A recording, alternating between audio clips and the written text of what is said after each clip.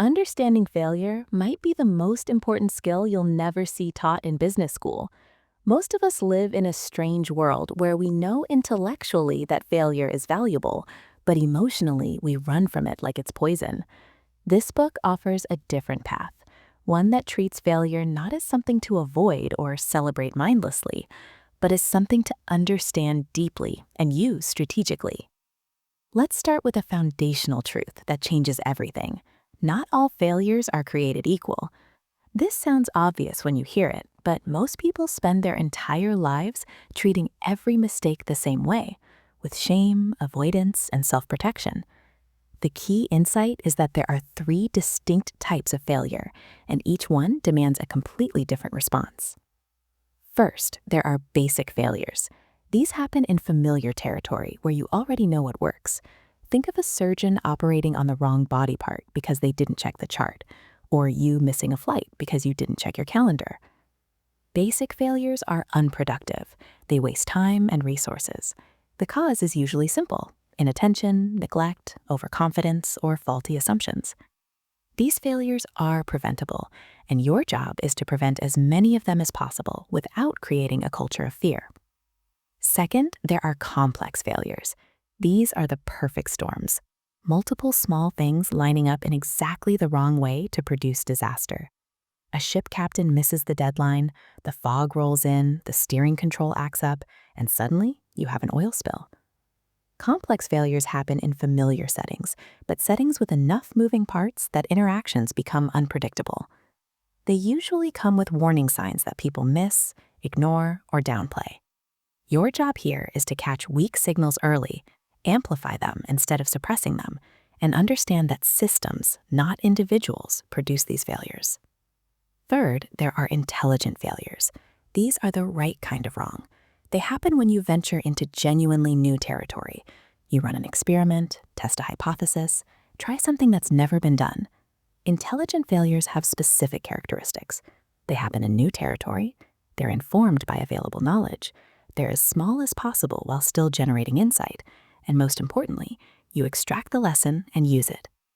These failures aren't errors. Error implies there was a right way to begin with. Intelligent failures are the necessary building blocks of discovery. The problem is that our brains don't naturally make these distinctions. We have what's called an aversion to failure, a hardwired emotional response that treats all failures as threats. This made sense when rejection from the tribe meant death, but today it cripples our ability to learn and grow. When you fail, even in small ways, your brain processes it like physical pain. The same circuits light up. This is why examining failures carefully feels so unpleasant. You're literally causing yourself pain. On top of aversion, we face confusion. Without a framework for distinguishing failure types, we either avoid all failures or celebrate all failures, and both approaches are disasters. The avoidance approach drives failures underground. People stop admitting mistakes, which ironically increases the likelihood of preventable basic failures. The celebration approach is just as bad. Praising someone for a basic failure caused by laziness doesn't help anyone. Then there's fear. The social stigma of failure runs deep. We live in an age of curated perfection on social media, where everyone else seems to have it together. The pressure to look successful has never been greater, and this makes us hide our failures even more. But here's the paradox. The real failure is believing others will like you more if you're failure-free. In reality, people appreciate and trust those who are genuine, who admit doubt, who own their mistakes. This brings us to the concept of psychological safety, which is the antidote to fear. Psychological safety doesn't mean low standards or comfort. It means people feel safe to speak up, take interpersonal risks, admit errors, and ask questions without fear of embarrassment or retaliation.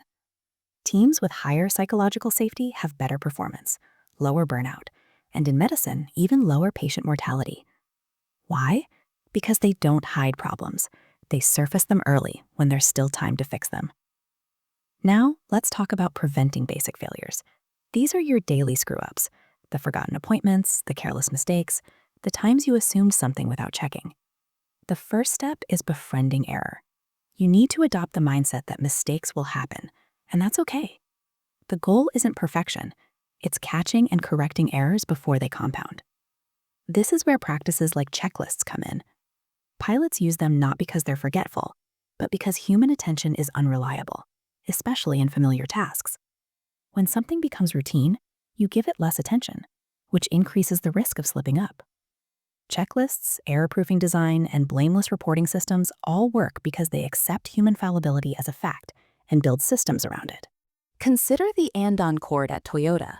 Any worker on the assembly line can pull a cord to stop production if they spot a problem. This isn't about slowing things down, it's about catching small mistakes before they become big ones. The message is clear: we want to hear from you. This creates what's called a habit of excellence, where everyone feels accountable to each other for catching and correcting deviations. The pattern here is simple. Excellent organizations don't eliminate human error, they catch and correct it. That takes practice, systems, and a culture that treats error as information rather than as evidence of incompetence. Complex failures require a different approach.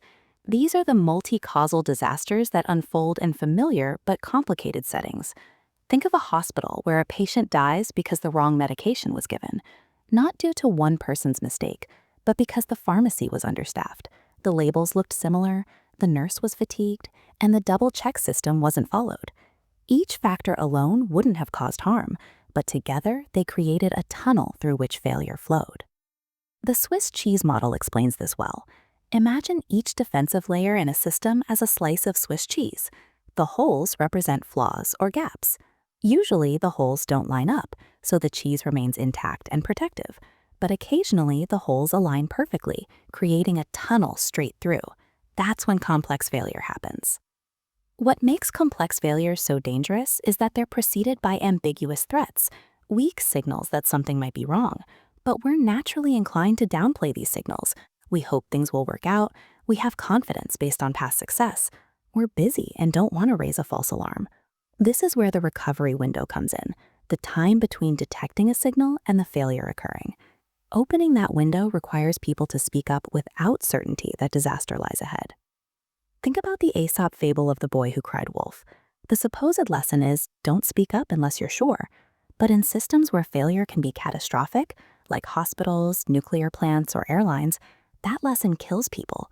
The real lesson should be, create systems where false alarms are cheap and even valuable as training, so people feel safe amplifying weak signals. This is why high-reliability organizations like aircraft carriers and nuclear power plants are obsessed with failure. They're preoccupied with it. They treat every small deviation as important. They're reluctant to simplify explanations. They're sensitive to ongoing operations, catching subtle, unexpected changes. They value expertise over rank, meaning a frontline associate can tell the CEO what to do to avert a crisis. These organizations don't have fewer failures, they catch and correct more of them. Now we arrive at intelligent failures, the kind you should actually be pursuing more of. These happen when you're in genuinely new territory, starting a business, running a scientific experiment, entering a new market, trying a new relationship dynamic. The key requirement is that no recipe, blueprint, or instruction guide exists to solve the problem in advance. You're forced to try things to see what works. For a failure to qualify as intelligent, it needs 4 attributes. First, it must take place in new territory. Second, the context must present a credible opportunity to advance toward a desired goal. Third, it must be informed by available knowledge. You've done your homework, you have a hypothesis. Fourth, it must be as small as possible while still providing valuable insight. That last point is crucial. Failures consume time, resources, and reputation. Smart experimenters keep failures small. They run pilots under challenging circumstances, not optimal ones. They set clear learning goals, not success goals. They shut down projects as soon as it's clear they're not working. This isn't about giving up, it's about iteration speed. The faster you can run small experiments and extract lessons, the faster you can get to something that works. The hard part of intelligent failure isn't running the experiment, it's learning from it when it doesn't work. Our instinct is to rationalize, to blame external factors, to move on quickly without reflection. But the learning only happens when you stop and ask, what went wrong? Why? What does this tell me about my hypothesis? What should I try next? An intelligent failure is only intelligent if you extract and use the lesson. This brings us to reframing. How you frame or reframe failure has everything to do with your capacity to fail well. People who are resilient aren't less prone to failure. They're less prone to perfectionism and more likely to make positive attributions about events. They tell themselves balanced, realistic stories rather than exaggerated ones colored by shame. For example, when something goes wrong, you can either think, I'm terrible at this, I should give up, or that didn't work, what can I learn from it? The first frame leads to avoidance and shame. The second frame leads to curiosity and growth. The difference isn't in the event, it's in how you interpret it. This is where practices like stop, challenge, choose come in. When you encounter a failure, stop and breathe. Get ready to challenge your spontaneous thinking. Ask, is this rational? Is this helping me achieve my goals? If not, choose a more rational response, one that moves you forward rather than protects your ego. Context awareness is another essential skill. You need to diagnose where you are on the spectrum from consistent to novel contexts. In consistent contexts, where knowledge exists and routines work, basic failures are the risk. Your strategy is prevention through attention, systems, and checklists. In variable contexts, where there's moderate uncertainty and complexity, complex failures are the risk. Your strategy is vigilance, weak signal detection, and systems thinking. In novel contexts, where you're in truly new territory, intelligent failures are inevitable and necessary. Your strategy is experimentation, small bets, and rapid learning. The stakes matter too. Low-stakes intelligent failures should be encouraged. High-stakes basic failures should be prevented with everything you've got. The problem is that we spontaneously overestimate what's at stake. We think people are judging us harshly when they're barely thinking about us. We catastrophize minor setbacks. Learning to recalibrate what's actually at risk is part of failing well. Systems thinking ties all of this together. Most failures don't happen because of one bad person or one bad decision. They happen because of how system elements interact. A hospital doesn't have medication errors because of bad nurses. It has them because the labeling system is confusing, the pharmacy is understaffed, the double-check protocol is cumbersome, and the error reporting system is punitive. Fix the system, and you fix the failure pattern. Systems thinking means asking two questions. Who and what else is affected by this decision? What might happen later as a consequence of this action? It means expanding your focus from here and now to elsewhere and later. It means resisting the fix that fails, the short-term solution that makes the problem worse over time. Consider parents who do their teenagers' homework to reduce immediate stress. Short-term, the kid feels relief. Long-term, they never learn to handle academic pressure, which creates bigger problems down the road. Or a manager who avoids giving direct feedback to prevent hurt feelings. Short-term harmony, long-term dysfunction. These are fixes that fail, addressing symptoms in ways that exacerbate root causes. The science of failing well comes down to three competencies: self-awareness, situation awareness, and system awareness. Self-awareness means understanding your fallibility, your tendency towards certain cognitive biases, your emotional triggers. It means being able to pause, challenge your automatic thoughts, and choose responses that serve your long-term goals. Situation awareness means diagnosing context accurately. Am I in familiar or new territory? What's the level of uncertainty? What are the actual stakes? This allows you to calibrate your approach, prevent in consistent contexts, detect in variable contexts, experiment in novel contexts. System awareness means seeing wholes rather than parts, understanding relationships and feedback loops, anticipating unintended consequences. It means recognizing when you're optimizing your part of a system in ways that hurt the whole, and stepping back to consider broader impacts. Thriving as a fallible human being isn't about eliminating failure. It's about developing a better relationship with it. That means accepting that basic failures will happen despite your best efforts, and building systems to catch them. It means recognizing complex failures as system failures rather than individual ones, and amplifying weak signals before small problems cascade. And it means actively pursuing intelligent failures when you're in new territory, treating them as experiments rather than verdicts on your worth. The organizations and individuals who fail well share certain characteristics. They frame work accurately to help others diagnose context. They make it safe to speak up about problems. They celebrate pivots rather than dwelling on setbacks. They practice catching and correcting error through reversal and simulation. They reflect honestly on what went wrong and what they contributed. They apologize effectively when failure harms relationships. Most importantly, they adopt what's called a growth mindset, the belief that challenging tasks are opportunities to learn and grow. This stands in contrast to a fixed mindset, which sees ability as static and failure as evidence of inadequacy. With a growth mindset, you can experience failure with curiosity and determination rather than shame and avoidance. None of this is easy. We're not hardwired to confront failure thoughtfully. We have to learn it. Our amygdala screams threat when we make mistakes. Our confirmation bias filters out information that challenges our beliefs. Our fundamental attribution error makes us blame others' failures on their character while excusing our own failures as circumstantial. These are not character flaws, they're human features. The question is whether you'll work with them or let them control you. The path forward is clear, even if it's not simple. Distinguish between failure types and respond accordingly. Build psychological safety so problems surface early. Prevent basic failures through systems and attention. Detect complex failures by amplifying weak signals and thinking systemically. Pursue intelligent failures by experimenting in new territory with small, informed bets. Extract lessons through deliberate reflection. Share failures to prevent others from repeating them and to build trust through vulnerability. In the end, failure is not the opposite of success. It's part of the process. The real choice isn't between failing and succeeding. It's between failing well and failing badly. Failing badly means hiding mistakes, repeating them, letting basic failures happen through neglect, missing warning signs of complex failures, and avoiding new territory altogether to protect your ego.